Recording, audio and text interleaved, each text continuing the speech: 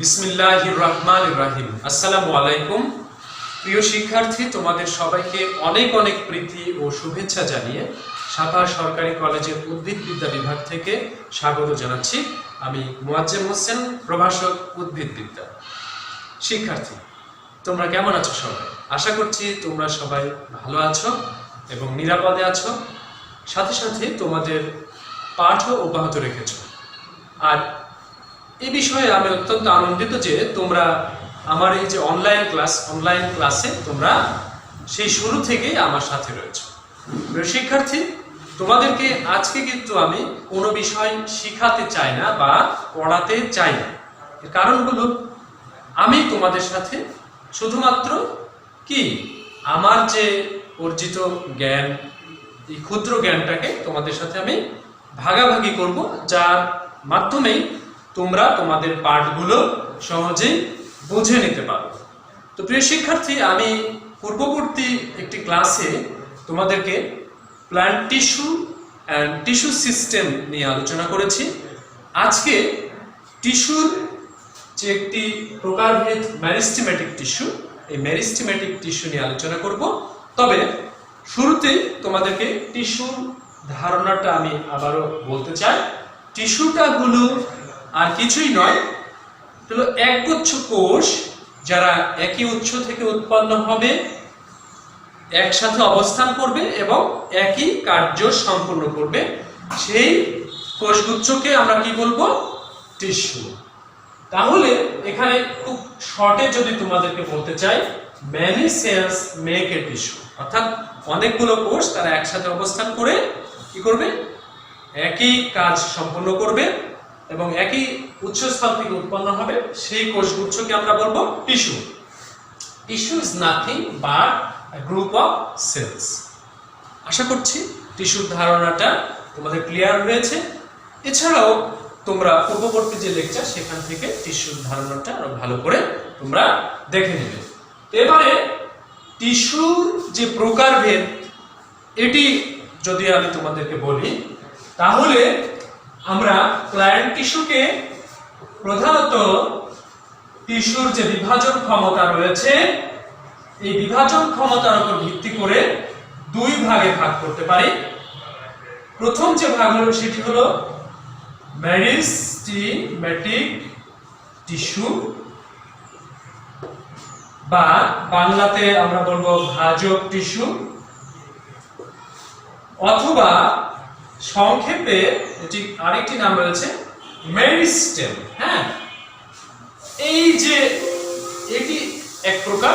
আরেকটা প্রকার হলো পার্মানেন্ট টিস্যু, বা বাংলাতে স্থায়ী টিস্যু। এখন বিভাজন ক্ষমতার উপর ভিত্তি করে টিস্যুকে প্রধানত এই দুই ভাগে ভাগ করা যায়। একটা হলো মেরিস্টেমেটিক টিস্যু, আরেকটা হলো পার্মানেন্ট টিস্যু। তাহলে এই ভাজক টিস্যু বা মেরিস্টেমেটিক টিস্যু বা মেরিস্টেম, এটি কি? যে টিস্যুর কোষগুলো বিভাজনে সক্ষম, অর্থাৎ এই টিস্যুর কোষগুলো বিভাজনে সক্ষম, যার কারণে একে আমরা বলছি ভাজক টিস্যু। আর এখানে দেখো স্থায়ী টিস্যু। স্থায়ী টিস্যুটা আর কিছু নয়, যে টিস্যুর কোষগুলো বিভাজনে অক্ষম, সেই টিস্যুকে আমরা বলি স্থায়ী টিস্যু। এই মেরিস্টেমেটিক টিস্যু কিন্তু স্থায়ী টিস্যুতে রূপান্তরিত হয়। তো প্রিয় শিক্ষার্থী, আমরা যদি এই মেরিস্টেমেটিক টিস্যুর যে আরেকটি নাম, সেটি হলো মেরিস্টেম। এই মেরিস্টেম শব্দটি কিভাবে আসলো সেটির দিকে যদি একটু নজর দিই, তাহলে আমরা দেখতে পাবো মেরিস্টেম। হ্যাঁ, এই শব্দটি first used by Karl von Wilhelm Nageli. হ্যাঁ, অনেক বড় একটি নাম। তিনি সর্বপ্রথম 1858 সালে এই মেরিস্টেম এই শব্দটি ব্যবহার করেন। তিনি নিম্ন শ্রেণীর যে উদ্ভিদগুলো রয়েছে, মসেস এবং লিভারওর্টস, এগুলো ব্রায়োফাইটা এই বিভাগের উদ্ভিদ। এই উদ্ভিদের এপিক্যাল যে পোরশন, এপিক্যাল রিজিয়নে তিনি র্যাপিডলি ডিভাইডিং সেলস লক্ষ্য করেন। এই সেলগুলোকে তিনি মেরিস্টেম নামে নামকরণ করেন। আর এই মেরিস্টেম শব্দটি একটি গ্রিক ওয়ার্ড থেকে গৃহীত হয়, সেটি হলো মেরিজেন, MERIJDI। হ্যাঁ, এই যে স্পেলিং, এই স্পেলিং এর শব্দ মেরিজেন। মেরিজেন শব্দের অর্থ হলো ডিভিশন, অর্থাৎ বিভাজন। তাহলে আমরা মেরিস্টেমেটিক টিস্যু বা ভাজক টিস্যু বা মেরিস্টেমকে আমরা বলতে পারি যে সকল টিস্যুর বা যে টিস্যুর কোষগুলো কি বিভাজন ক্ষমতা সম্পন্ন, সেটি হলো ভাজক টিস্যু। এবং এই যে মেরিস্টেম, এই শব্দটি সর্বপ্রথম কার্ল ভন উইলহেম নেগেলি তিনি 1858 সালে প্রদান করেন। এবারে আমরা ভাজক টিস্যুর সংজ্ঞা, হ্যাঁ, ভাজক টিস্যুর সংজ্ঞা এটি একটু বিস্তৃতভাবে যদি আমরা বলতে চাই, তাহলে আমরা বলবো কিভাবে, যে কোষগুলো বিভাজিত হয় তাকে বলা হয় ভাজক কোষ। আর ভাজক কোষ দ্বারা গঠিত টিস্যুকে ভাজক টিস্যু বলে। খুব সহজ কিন্তু এই সংজ্ঞাটি। আরো একটি সংজ্ঞা, যে টিস্যুর কোষগুলো বিভাজনে সক্ষম তাকে ভাজক টিস্যু বা মেরিস্টেম বলে। প্রিয় শিক্ষার্থী, আশা করছি তোমরা ভাজক টিস্যুটা কি, এই যে দুটি সংজ্ঞা বা ভাজক টিস্যুর সংজ্ঞা, এটি বুঝতে পেরেছ। এবারে আমরা ভাজক টিস্যুর বৈশিষ্ট্যগুলো কি সেইগুলোর দিকে আমরা একটু নজর দিতে চাই।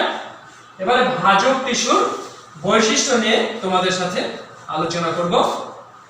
তো ভাজক টিস্যুর বৈশিষ্ট্য যখন আমরা বলবো, সেক্ষেত্রে ভাজক টিস্যুর সংজ্ঞা থেকেই কিন্তু আমরা একটি বৈশিষ্ট্য পেয়ে যাই। সেই সাথে তোমরা কোষের যে বৈশিষ্ট্যগুলো রয়েছে, বিশেষ করে উদ্ভিদ কোষের যে বৈশিষ্ট্যগুলো রয়েছে এবং কোষীয় যে অঙ্গাণুসমূহ রয়েছে, এই বিষয়গুলোর দিকে যদি খেয়াল করো, তাহলে তোমরা ভাজক টিস্যুর বৈশিষ্ট্য অনায়াসেই বর্ণনা করতে পারবে। এখানে কিন্তু ভাজক টিস্যুর চিত্র অঙ্কন করার চেষ্টা হয়েছে। এখানে দেখো ষড়ভুজ আকারের কোষ, এগুলো আয়তাকারে, লম্বাটে, হ্যাঁ, একটু লম্বাটে ষড়ভুজ আকারের কোষ, এগুলো সব ভাজক টিস্যু। তাহলে ভাজক টিস্যুর যে বৈশিষ্ট্য, আমরা এই যে কোষগুলো রয়েছে, এই টিস্যু করছি কোষগুলো রয়েছে, এই কোষগুলোর দিকে খেয়াল রাখবো এবং একে একে ভাজক টিস্যুর বৈশিষ্ট্য বর্ণনা করবার চেষ্টা করব। তাহলে প্রথমে আমরা যে বৈশিষ্ট্যটা পাই, সেটি হলো ভাজক টিস্যুর কোষগুলো কি হবে, বিভাজনে সক্ষম বা বিভাজন ক্ষমতা সম্পন্ন। প্রথম যে বৈশিষ্ট্য, সেটি আমরা সংজ্ঞা থেকে নিলাম। এরপরে দ্বিতীয় বৈশিষ্ট্য আমরা বলি যে এই টিস্যুর কোষগুলো জীবিত। হ্যাঁ, জীবিত না হলে তো আর এরা বিভাজিত হতে পারবে না, তাই না? জীবিত, অপেক্ষাকৃত কি হবে, ছোট, অপেক্ষাকৃত ছোট এবং সমব্যাসীয়। এদের যে ব্যাস, সেটা হবে সব কোষগুলোর ব্যাস সমান হবে। তৃতীয় যে বৈশিষ্ট্য, সেটি যদি আমরা বলি, এখানে দেখো আমরা কোষের আকার দেখিয়েছি, ষড়ভুজ আকার। হ্যাঁ, ভাজক টিস্যুর কোষগুলো সাধারণত কি হবে, আয়তাকার হতে পারে,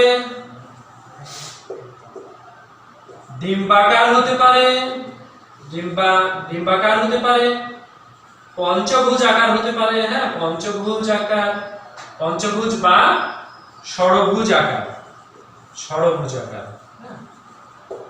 তৃতীয় বৈশিষ্ট্য শেষ। এবারে আমরা একইভাবে যদি তোমাদেরকে পরবর্তী বৈশিষ্ট্য অর্থাৎ চতুর্থ বৈশিষ্ট্যের দিকে নিয়ে যেতে চাই, তাহলে যেটা আমরা দেখব যে কোষে নিউক্লিয়াস বড়, হ্যাঁ দেখো এখানে নিউক্লিয়াস কিন্তু অনেক বড় আকারে দেখানো হয়েছে, নিউক্লিয়াস এবং ঘন সাইটোপ্লাজম, হ্যাঁ ঘন সাইটোপ্লাজম বিদ্যমান, কোষে ঘন সাইটোপ্লাজম বিদ্যমান। এরপরে তোমাদেরকে যদি পঞ্চম বৈশিষ্ট্যের কথা বলি, তাহলে এই টিস্যুর কোষে কি হবে, কোষ প্রাচীর পাতলা এবং সেলুলোজ নির্মিত,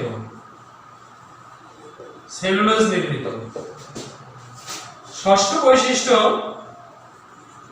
এই টিস্যুর কোষে সাধারণত কোষ গহ্বর অনুপস্থিত। তাহলে টিস্যুর কোষে কোষ গহ্বর অনুপস্থিত।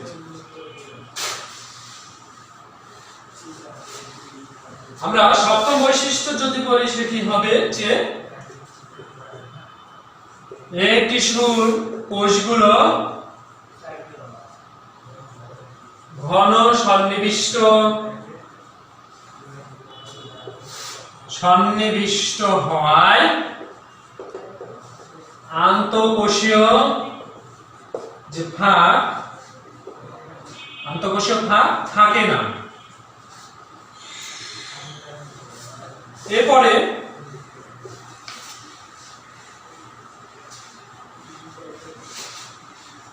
আন্তঃকোষীয় ফাঁক এখানে থাকছে না, হ্যাঁ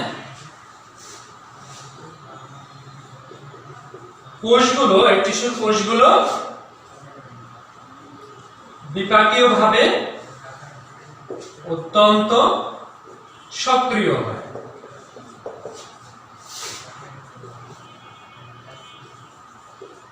কোষে কোনো সঞ্চিত খাদ্য, খরিত বস্তু এবং বর্জ্য পদার্থ অনুপস্থিত। তাহলে আমরা 9টি বৈশিষ্ট্য বর্ণনা করেছি। আমরা সবশেষে যে বৈশিষ্ট্য বলবো, দশম বৈশিষ্ট্য, এই দশম যে বৈশিষ্ট্য সেটি হলো যে এই কোষে, এই টিস্যুর কোষগুলোতে প্লাস্টিড, হ্যাঁ এটি একটি গুরুত্বপূর্ণ অঙ্গাণু উদ্ভিদ কোষের ক্ষেত্রে। প্লাস্টিড, এই টিস্যুর কোষগুলোতে প্লাস্টিড প্রোপ্লাস্টিড রূপে অবস্থান করে। প্রিয় শিক্ষার্থী, তাহলে ভাজক টিস্যুর বৈশিষ্ট্য আশা করছি তোমরা বুঝতে পেরেছো। এবারে আমি তোমাদেরকে মেরিস্টেমেটিক টিস্যু বা ভাজক টিস্যুর শ্রেণীবিন্যাসে নিয়ে যেতে চাই। 4টি বিষয়ের উপর ভিত্তি করে মেরিস্টেমেটিক টিস্যু বা ভাজক টিস্যুকে বিভক্ত করা হয়। তো 4টি বিষয় হলো অবস্থান এর উপর ভিত্তি করে ভাগ করা যায়, উৎপত্তির উপর ভিত্তি করে, কার্যের উপর ভিত্তি করে এবং বিভাজন তলের উপর ভিত্তি করে মেরিস্টেমেটিক টিস্যু বা ভাজক টিস্যুকে বিভক্ত করা যায়। আজকে আমি অবস্থানগত ভাবে যে মেরিস্টেমেটিক টিস্যুকে 3 ভাগে ভাগ করা যায়, সেই 3 ভাগের উপর আমি আজকে আলোচনা করব। দেখো এখানে based on position meristematic tissue is 3 types: apical meristem বা শীর্ষস্থ ভাজক টিস্যু, ইন্টারক্যালার মেরিস্টেম বা নিবেশিত ভাজক টিস্যু, ল্যাটারাল মেরিস্টেম বা পার্শ্বীয় ভাজক টিস্যু।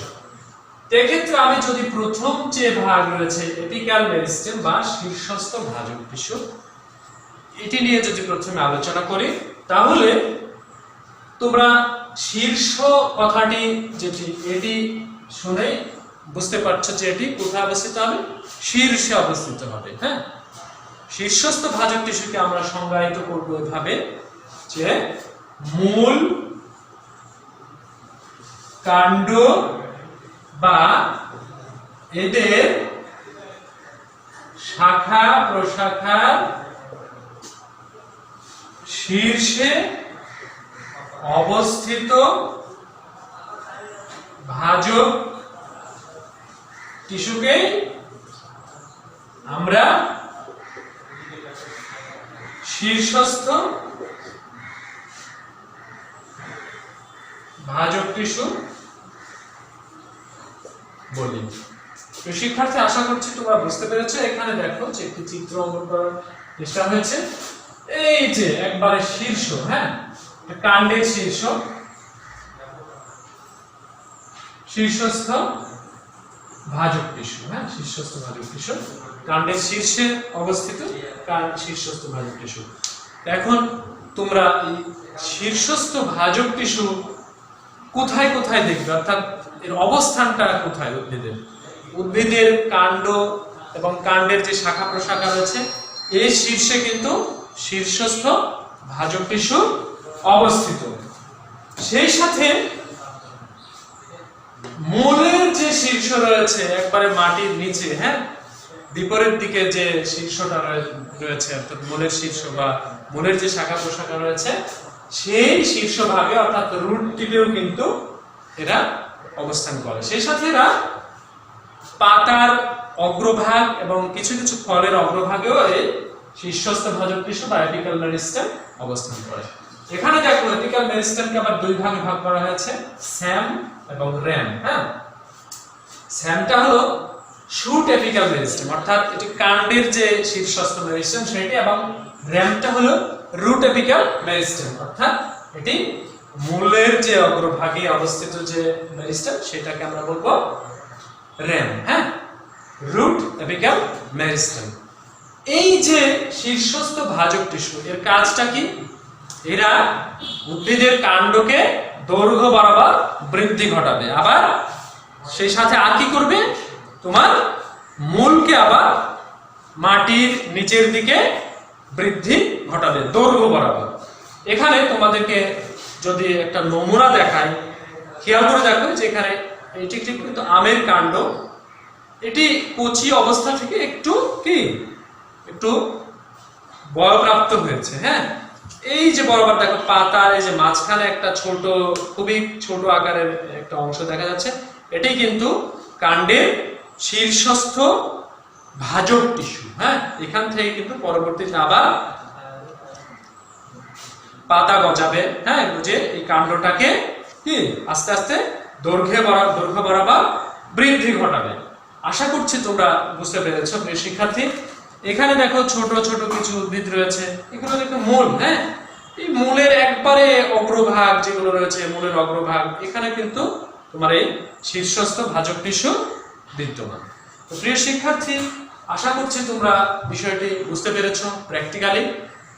এখানে তোমাদের সাথে যদি যোগ করি, তোমরা খেয়াল করবে কোনো একটি গাছকে যখন তার গুড়ি বরাবর কেটে দেওয়া হয়, হ্যাঁ, এই যেমন ধরো যে এখানে গুড়ি বরাবর বলেছি কি যে একটা গাছকে কেটে দেওয়া হলো। হ্যাঁ, একটা গাছ কল্পনা করা যে এরকম একটি গাছ। হ্যাঁ, তো এই গাছটাকে এই যে এখানে গুড়ি রয়েছে এই বরাবর যদি কেটে দিই আমরা, এই গাছটা কিন্তু আর বৃদ্ধি হতে পারবে না, অর্থাৎ এই গাছটা এখান থেকে আস্তে আস্তে এই অংশ নষ্ট হয়ে যাবে। কারণটা কি? এখানে শীর্ষস্থ ভাজক টিস্যু পুরোটাই কেটে পড়ছে। আবার কোনো একটা গাছকে যদি আমরা কি করি, এই ধরো যে গাছ, হ্যাঁ, এখানে কাণ্ড রয়েছে, এখানে কাণ্ড রয়েছে, কাণ্ডের এখানে তোমার পর্ব রয়েছে, এই অবস্থাতে যদি আমরা এইখানে না কেটে আমরা যদি গাছের পাতার এই অংশটা, উপরের অংশটা যদি কেটে দিই, তাহলে কিন্তু এখানে যে কাণ্ডের অংশ থাকছে, এখানে নোড থাকছে, হ্যাঁ, নোড ইন্টারনোড, পর্ব, কাণ্ডে পর্ব বা পর্ব মধ্য যেগুলো থাকছে, এখানে কিন্তু ভাজক টিস্যু অবস্থান করে। পরবর্তীতে কিন্তু তোমরা আবার এই গাছটাকে আবার ঝোপ আকৃতির গঠন দেখতে পাবেন। তো তাহলে এই যে অগ্রস্থ বা শীর্ষস্থ ভাজক টিস্যুর যে কারিশমা, এটি আশা করছি তোমরা বুঝতে পেরেছ। আবার তোমরা খেয়াল করলে দেখবে যে যদি কোনো উদ্ভিদের প্রধান মূল কোনো কারণে কেটে যায়, নষ্ট হয়ে যায়, সেই প্রধান মূল কিন্তু আর বাড়তে পারে না। হ্যাঁ, সেক্ষেত্রে যে মূলের অন্যান্য পার্শ্বীয় মূল শাখা প্রশাখা যেগুলো সেইগুলো বৃদ্ধিপ্রাপ্ত হয় এবং উদ্ভিদকে কি মাটির সাথে আটকিয়ে রাখে এবং তার বাহার বহন করে এবং পুষ্টি জুগিয়ে থাকে। এখানে দেখো যে শুট অ্যাপিক্যাল মেরিস্টেম, এখানে তোমার এই যে শীর্ষস্থ যে ভাজক টিস্যু, এটি যে কাণ্ডের শীর্ষভাগ অবস্থিত, ছোট চিত্রের মাধ্যমে দেখানো হয়েছে। এখানে রুট টিপ দেখানো হয়েছে যেখানে শীর্ষস্থ ভাজক টিস্যু অবস্থিত। প্রিয় শিক্ষার্থী, আশা করছি তোমরা শীর্ষস্থ ভাজক টিস্যুটা কি এটি বুঝতে পেরেছো। প্রিয় শিক্ষার্থী, এবারে আমরা ইন্টারক্যালারি মেরিস্টেম বা নিবেশিত ভাজক টিস্যু সম্পর্কে জানবো। নিবেশিত এই যে বাংলা শব্দটি বুঝতে পারছো যে প্রবিষ্ট বা কারো মধ্যে কি ঢুকে থাকা। নিবেশিত ভাজক টিস্যু বা ইন্টারক্যালারি মেরিস্টেম, এখানে ইন্টারক্যালারি যে শব্দটা রয়েছে, ইন্টারক্যালারি শব্দের অর্থ হলো ইন বিটুইন। হ্যাঁ, ইন বিটুইন, দুটির মধ্যে অবস্থান। তাহলে দুটি স্থায়ী টিস্যুর মধ্যে যে ভাজক টিস্যু অবস্থান করে সেই ভাজক টিস্যুকে আমরা বলবো ইন্টারক্যালারি মেরিস্টেম বা নিবেশিত মেরিস্টেম। প্রিয় শিক্ষার্থী, আশা করছি তোমরা বুঝতে পারছো যে দুইটা স্থায়ী টিস্যু, হ্যাঁ, সেখানে তার মধ্যখানে অবস্থান করবে কি যে টিস্যু ভাজক, যে ভাজক টিস্যু সেটা হলো নিবেশিত ভাজক টিস্যু বা ইন্টারক্যালারি মেরিস্টেম। এবারে দেখো যে তোমাদের যে মডেল ডায়াগ্রাম যেটি অঙ্কন করবার চেষ্টা করেছে, এখানে দেখো যে এই যে এই বরাবর এখানে অংশটা নিবেশিত ভাজক টিস্যু, এগুলো কিন্তু স্থায়ী টিস্যু। হ্যাঁ, এইগুলো কিন্তু স্থায়ী টিস্যু, যে এই অংশটা স্থায়ী টিস্যু, এই নিচের অংশটা স্থায়ী টিস্যু, আর এই মাঝখানে যতটুকু দেখানো আছে এতটুকু হলো নিবেশিত ভাজক টিস্যু। শীর্ষস্থ ভাজক টিস্যুটা যখন বৃদ্ধিপ্রাপ্ত হয় অর্থাৎ বিভাজিত হতে থাকে, তখন এর কিছু অংশ তোমার দুটি স্থায়ী টিস্যুর মধ্যে ঢুকে যাওয়ার ফলে এই নিবেশিত ভাজক টিস্যুর সৃষ্টি হয়। এই নিবেশিত ভাজক টিস্যুটা কোথায় দেখা যায়? বিশেষ করে একবীজপত্রী যে সকল উদ্ভিদ রয়েছে, ঘাস জাতীয় উদ্ভিদ, বাঁশ, হ্যাঁ, জাতীয় যে উদ্ভিদগুলো রয়েছে, এই উদ্ভিদের নোড এবং ইন্টারনোড। হ্যাঁ, নোডটা কি এটি যদি তোমাদেরকে একটু বোঝানোর চেষ্টা করি। হ্যাঁ, এই যে তোমাদের জন্য একবীজপত্রী উদ্ভিদ আখ, আখের যে অংশ বিশেষ এটি দেখানোর চেষ্টা করছে। এখানে দেখো এই চিত্রটা কিন্তু এখানে অঙ্কন করার চেষ্টা হয়েছে। এই যে দেখো যে এখানে আমি নোড দিয়েছি। হ্যাঁ, যে এখানে যে শক্ত অংশটা, আখের কাণ্ডের যে শক্ত যে গিট অংশটা, এটাকে নোড বলা হয়। আর মাঝখানে দেখো একটু অংশ আছে, এরপরে আরেকটা গিট আছে। হ্যাঁ, এই দুই গিটের মাঝখানের যে অংশ এটাকে বলা হয় ইন্টারনোড। তো এই নোড এবং ইন্টারনোডের এই যে সন্নিবেশ, এই নোডের নিচে, হ্যাঁ, ইন্টারনোডের উপরে, এই গিটের নিচে, এই গিটের উপরে, এই অবস্থানগুলোতে কি তোমার নিবেশিত ভাজক টিস্যু অবস্থান করে। হ্যাঁ, তাহলে আমরা নিবেশিত ভাজক টিস্যু দেখতে পাই তোমার উদ্ভিদের যে পাতার যে বৃন্ত রয়েছে, পত্রবৃন্ত, যেখানে কাণ্ডের সাথে পত্রবৃন্তটা লেগে থাকে, এই যে এই বেস অর্থাৎ এই পত্রমূলে আমরা নিবেশিত ভাজক টিস্যু দেখতে পাই। এখানে তোমরা আরো একটি দেখো, এখানে বাঁশের কিন্তু একটা অংশ বিশেষ, এখানে কিন্তু যে গিট, এটাকে আমরা বলছি নোড, মাঝখানের অংশকে ইন্টারনোড বলছি। তাহলে এখানে দেখো যে নোড, এই মাঝামাঝি যে অংশটা ইন্টারনোড, আরো একটি নোড।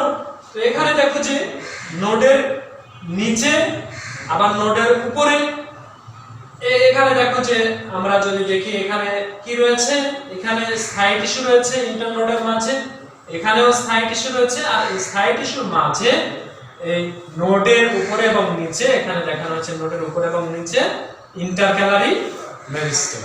প্রিয় শিক্ষার্থী, আশা করছি তোমরা বিষয়টি বুঝতে পেরেছো।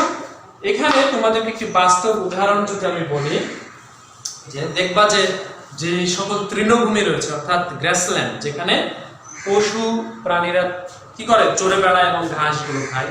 ঘাস জাতীয় উদ্ভিদের কিন্তু তারা কি এপিক্যাল মেরিস্টেম বা শীর্ষস্থ যে মেরিস্টেম, অর্থাৎ তারা ঘাসের ডগাগুলো প্রতিনিয়ত খেয়ে ফেলে। এই শীর্ষস্থ ভাজক টিস্যুটা উদ্ভিদের এই যে শীর্ষস্থ অংশটা, ঘাসের এই শীর্ষস্থ অংশটা গরু মহিষের পেটে চলে যায়। হ্যাঁ, তাহলে এই ঘাসগুলো আবার কিভাবে 5-7 দিন পরে আবার একবারে সবুজে সবুজ হয়ে বড় হয়ে ওঠে কিভাবে? এই উদ্ভিদের কাণ্ডের এই নোড বরাবর, নোডের যে মাঝ বরাবর যে নিবেশিত ভাজক টিস্যুটা থাকে, এই ভাজক টিস্যুর কার্যকারিতায় ঘাসগুলো আবার সবুজে সবুজময় হয়ে ওঠে, বড় হয়ে যায়। হ্যাঁ, আবার তাদের এই নোড বরাবর কি হয়, কাণ্ড গজিয়ে যায় এবং নতুন শীর্ষস্থ ভাজক টিস্যু তৈরি করে ঘাসকে আবার বড় করে তুলে। তাহলে প্রিয় শিক্ষার্থী, আশা করছি তোমরা যে ইন্টারক্যালারি মেরিস্টেম এই বিষয়টিও বুঝতে পেরেছো। প্রিয় শিক্ষার্থী, এবারে তোমাদেরকে ল্যাটারাল মেরিস্টেম বা পার্শ্বীয় ভাজক টিস্যু সম্পর্কে বলবো। পার্শ্বীয় ভাজক টিস্যু এই শব্দটা শুনতেই কি মনে হচ্ছে? পার্শ্ব দেশের যে ভাজক টিস্যুর অবস্থান, তাই না? উদ্ভিদের পার্শ্ব বরাবর লম্বালম্বি ভাবে যে ভাজক টিস্যু অবস্থান করে, সেই ভাজক টিস্যুকে আমরা বলি পার্শ্বীয় ভাজক টিস্যু বা ল্যাটারাল মেরিস্টেমেটিক টিস্যু।